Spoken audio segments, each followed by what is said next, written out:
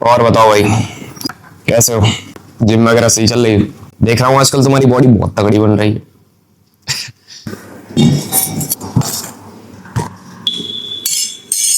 So jokes aside, good morning and स्वागत है आप सभी का इस YouTube चैनल की एक और YouTube वीडियो में। अभी एज यूजुअल तुम्हें पता है कि मैं लेट उठता हूँ और उठकर यूजुअली मैं ब्रेकफास्ट में क्या लेता हूँ उठकर डायरेक्ट तो मैं ब्रश वगैरह करके अभी मेरी पहली मील लेने बैठा हूँ, जो कि है ओट मील। वैसे यार नहाने से पहले शक्ल बुरी ही रहती है। अब ना पिछली वीडियो में इतने सारे कमेंट्स आए थे, लिटरली भर भर कर ही आए थे। टू बी ऑनेस्ट मैं रात को 12 बजे बैठा था कमेंट्स के रिप्लाई देने के लिए और 1 से 1:30 बज गया था। सारे कमेंट्स के रिप्लाई दिए मैंने, एक को भी नहीं छोड़ा। एक टाइम था जब मैं भी डियोन, साकेत इन सबको कमेंट्स करता था लेकिन रिप्लाईज नहीं आते थे। तो मुझे पता है कि कैसा लगता है जब रिप्लाई नहीं आते। इतने अच्छे अच्छे कमेंट्स करते हैं फिर भी रिप्लाई नहीं आते, तो वो मैं फीलिंग समझता हूँ। इसलिए मैं ये सोचता हूँ कभी किसी का दिल ना दुखे और एक कमेंट मतलब दिन में 1 घंटा देने में क्या ही जा रहा है। सभी कमेंट्स के रिप्लाई दे तो मेरे लिए ही तो आए, किसी और के लिए आते तो कोई और कर देता, लेकिन जब मेरे लिए ही आए तो मेरी जिम्मेदारी बनती उनका रिप्लाई देना। एंड पिछली वीडियो में मैंने तुमसे एक प्रॉमिस भी किया था कि अब से जो भी कमेंट मुझे अच्छा लगा करेगा उसे अपनी नेक्स्ट वीडियो में मेंशन जरूर किया करूंगा। तो एक कमेंट है, मैं देख के बताता हूँ वो कौन सा कमेंट है। तो भाई वो कमेंट है रोहन की तरफ से। भैया मुझे आपकी वीडियोस बहुत अच्छी लगती हैं एंड मैं आपकी वीडियोस को प्री वर्कआउट में देखकर जाता हूँ जिम, और आपकी वजह से ही मैंने जिम जाना शुरू किया है एंड वीडियोस बनाना भी। तो रोहन भाई सबसे पहले तुम ये वीडियो देख रहे हो तो थैंक यू सो मच। जब भी मुझसे कोई ऐसा बोलता है कि मैं आपकी वीडियोस जिम से पहले देख कर जाता हूँ या मैंने आपकी वजह से जिम जाना या वीडियो बनाना स्टार्ट किया है, तो मुझे अंदर ही अंदर काफी ज्यादा अच्छा लगता है। अभी मैं बाहर से तो 20 से 25 साल का लगता हूँ, लेकिन टू बी ऑनेस्ट मैं अंदर से एक 18 साल का वो बदसूरत सा कमजोर बच्चा ही हूँ जो बस रोज मुंह उठाकर जिम चला जाता है। और एक 18 साल के बच्चे के लिए इससे बड़ी चीज हो ही नहीं सकती कि लोग उसे देखकर इंस्पायर होते हैं, उससे मोटिवेट होते हैं। वाह क्या बनाया है। इसमें 526 कैलोरीज हैं, 37 ग्राम्स ऑफ प्रोटीन, फैट वगैरह कमी है, कार्ब्स अच्छे खासे हैं। इससे मेरा पूरा दिन ही बढ़िया चला जाता है क्योंकि मैं इसके बाद जो भी खाऊंगा वो रूखा सूखा ही खाऊंगा। तो ये मील मुझे पर्सनली काफी सही लगती है, तुम इसे ट्राई कर सकते हो। घर का जो दलिया होता है मैं स्टार्टिंग में वही खाता था, और घर पर ऐसे अगर कोई भिंडी लौकी की सब्जी बन जाती थी जो मुझे बिल्कुल पसंद नहीं थी, मैं मम्मी से कहता था मुझे दलिया बना दो, मैं दलिया खा के सो जाता था। तो अच्छा खाओ, अच्छा देखो, अच्छा काम करो, तुम्हारे साथ फिर अच्छा होने से कोई नहीं रोक सकता। ठीक है, तो मेरी बातें तो बहुत हो गई। अब तुम सोच रहे हो ये कौन सी नई लोकेशन है, तो ये मेरा छत है। मैं यहाँ कम से कम कितने सालों बाद आया हूँ। ये कुछ ऐसा छत है।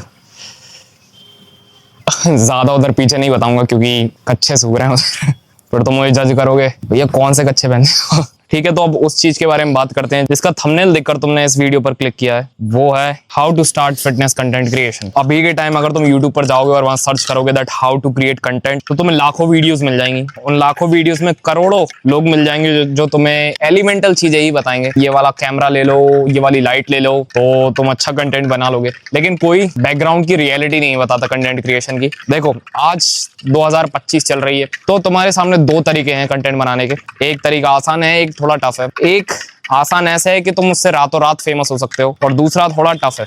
आसान वाला है छपरी कंटेंट बनाना, जैसे कि तुम अपनी टी शर्ट वगैरह निकाल कर लड़कियों के रिएक्शंस ले सकते हो, पब्लिक रिएक्शंस ले सकते हो। और दूसरा तरीका थोड़ा मुश्किल है, वो है जेन्युइन कंटेंट बनाना। जेन्युइन कंटेंट का वायरल होना बहुत ज्यादा टफ होता है, लेकिन जब एक बार वायरल होता है तो उससे जो तुम्हें ऑडियंस मिलती है वो ऑडियंस नहीं होती, वो भाई होते हैं जो तुम्हें हर एक कंडीशन में, हर सिचुएशन में, हर लेवल पर सपोर्ट करते हैं। वो तुम्हें देखकर आते हैं, ना कि तुम्हारी छपरीपंती या बकचोदी को देखकर। मम्मी तो नहीं जैसे कि तुम लोग हो, तुम मुझे ही देखने आते हो ना। ठीक है, तो कंटेंट क्रिएशन में दूसरी चीज जो आती है वो है प्रॉब्लम्स क्या क्या फेस करनी पड़ती हैं कंटेंट क्रिएट करते वक्त। अगर तुम इंडिया में हो और तुम कंटेंट क्रिएट करते हो या वीडियोस बनाते हो, तो तुम्हारा वीडियोस वायरल होना बहुत ज्यादा टफ है। इनफैक्ट बहुत ही ज्यादा टफ है, ये मान लो। अगर तुम लड़की होते, तुम यूं रातों रात वायरल हो जाते। तुम इसमें कुछ भी नहीं कर सकते सिवाय अपना जेंडर बदलने के। बदल मत लेना भाई और हाँ, कंटेंट क्रिएट करते वक्त ऐसा कभी मत सोचना कि मेरे पास कैमरा नहीं है, मेरे पास अच्छा फोन नहीं है। ये चीज बाद में आती है। सबसे पहली जो दिक्कत आती है अपनी विल पावर को कंट्रोल करने की। जैसे कि शुरू में तुम तब वीडियोस डालोगे, नहीं आएंगे व्यूज, किसी के नहीं आते। हाँ, बहुत से लोग ऐसे होते हैं जिनके 1-2 वीडियोस के बाद ही मिलियंस व्यूज चले जाते हैं, या बहुत जल्दी वायरल हो जाते हैं, या सक्सेस बहुत जल्दी मिल जाती है। But let me tell you, जो जितने ऊपर जाता है, जल्दी उतनी ही जल्दी नीचे आता है। Slow progress is the real progress. तो जो होता है टाइम के साथ ही होता है। तो अगर मैं मेरी ही बात करूं तो शुरू में मैं तुम्हारे जैसा ही था, जस्ट जिम जाता था, एक्सरसाइज करता था, अपने काम से काम रखता था, घर आ जाता था और डाइट लेकर सो जाता था। लेकिन फिर मेरे दोस्तों ने मुझसे कहा कि देख सभी बना रहे हैं, तू भी बनाया कर, तेरी तो और अच्छी फिजिक है। तो मैंने फिर एक वीडियो डाली, दूसरी वीडियो डाली, ऑब्वियसली नहीं चली। तीसरी वीडियो, चौथी वीडियो, पांचवी वीडियो नहीं चली। 144th जो मेरी वीडियो थी उस पे 3 मिलियन व्यूज गए। उस टाइम पर पहली बार मैंने अपनी वीडियोस के व्यूज के पीछे ऐसे M बना देखा था। तब मुझे लगा कि हाँ यार, अपनी भी औकात है कुछ, अपन भी मिलियन व्यूज ला सकते हैं। फिर धीरे धीरे करते करते तुम लोग मिल गए जो आज इतना खतरनाक सपोर्ट दिखाते हो। कभी कभी तो मैं ये सोचता हूँ कि मैं सपोर्ट के लायक हूँ भी या नहीं। अब मेरे चैनल पर ना मैं ऐसा कोई मसाला कंटेंट नहीं बनाता, तुम्हें कभी भी यहाँ पर जोक्स, मजे, ये सब नहीं मिलेगा। मेरी लाइफ थोड़ी बोरिंग है, थोड़ी नहीं बहुत ज्यादा बोरिंग है। देखो मेरे तुम्हारे बीच में छोटी सी पेपर थिन लेयर है, तुम्हारे मोबाइल स्क्रीन की और मेरे कैमरे की स्क्रीन की। इसके बीच में और कुछ नहीं लाना चाहता, मैं रॉ ही रखता हूँ सब कुछ कंटेंट। अगर तुम्हें बोरिंग लगता हो तो प्लीज तुम इस वीडियो के नीचे बता देना, थोड़ा ट्राई करूंगा कि ना लगे बोरिंग।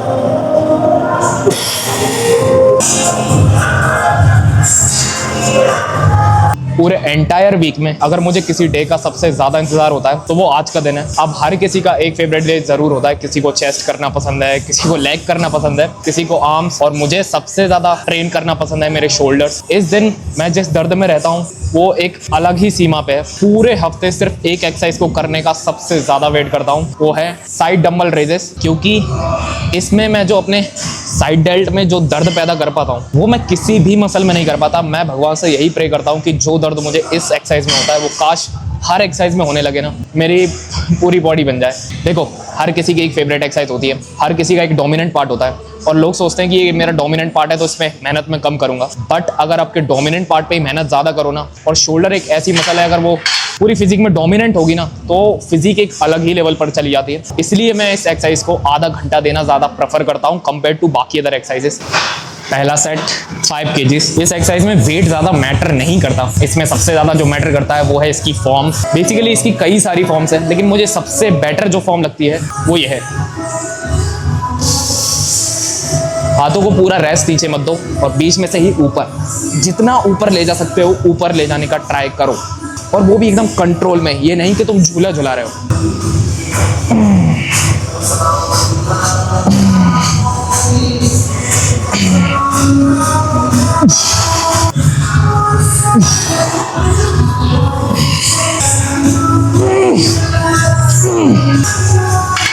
अगर मैं इस एक्सरसाइज में एक टिप दूं तो वो मैं यही दूंगा, हमेशा अपना एक जो सेट करो उसमें कई बार रखो। देखो जब भी हम शोल्डर को करते हैं, एक बार किया, 2 बार किया, 3 बार किया, चौथी बार नहीं हो रहा तो यूं होने लगते हैं ना, वो नहीं करना।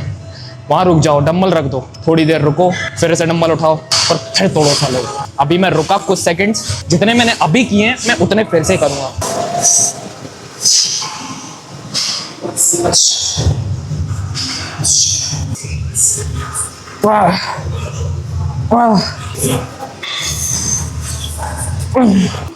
देखो अब मेरी फॉर्म बिगड़ी, मैं फिर से रख दूंगा।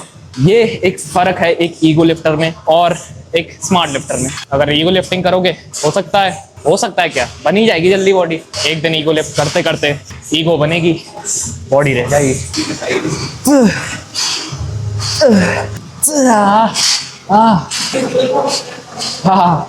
Come on.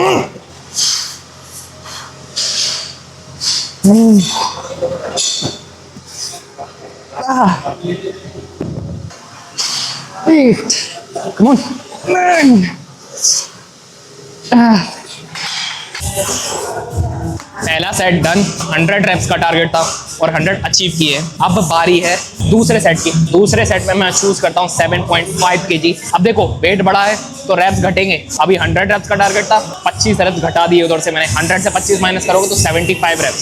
ये मेरा टारगेट है इस सेट का। अब तो मुझे कमेंट्स में लिख सकते हो कितना वीक बच्चा है, बच्चा ही हूँ।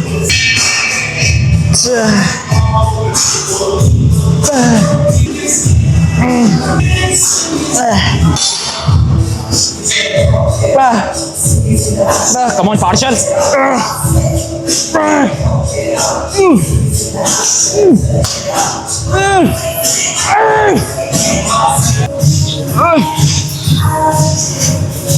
ओ तेरी भाई 10 है बॉल लगा के, माँ कसम मजा आ जाएगा। 1 2 3 1 2। अभी आग लग रही है मेरे शोल्डर में। और अगर आपको लगता है कि लेग डे के दिन सबसे ज़्यादा दर्द होता है तो कभी कैमरे को एक ही पोजीशन में पकड़ के देखना और फिर कहना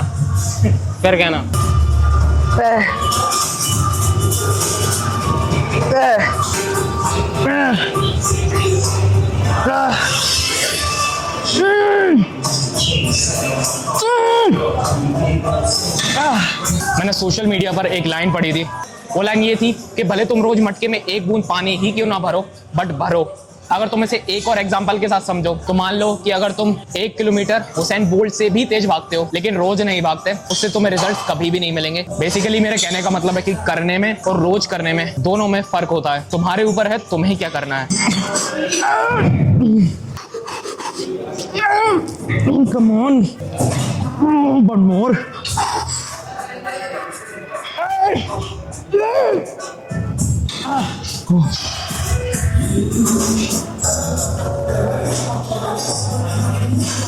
मैं चाहता हूं कि जो फील मुझे शोल्डर में आता है वही फील मुझे अगर हर मसल में आने लगे तो बॉडी कहां से कहां पहुंच जाए।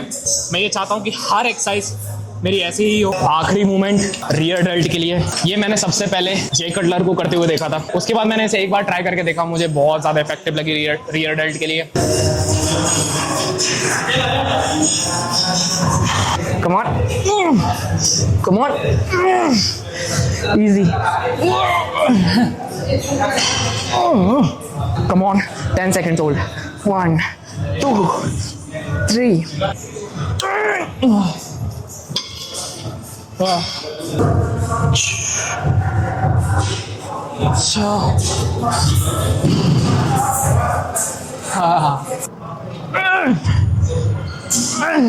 Come on, come on.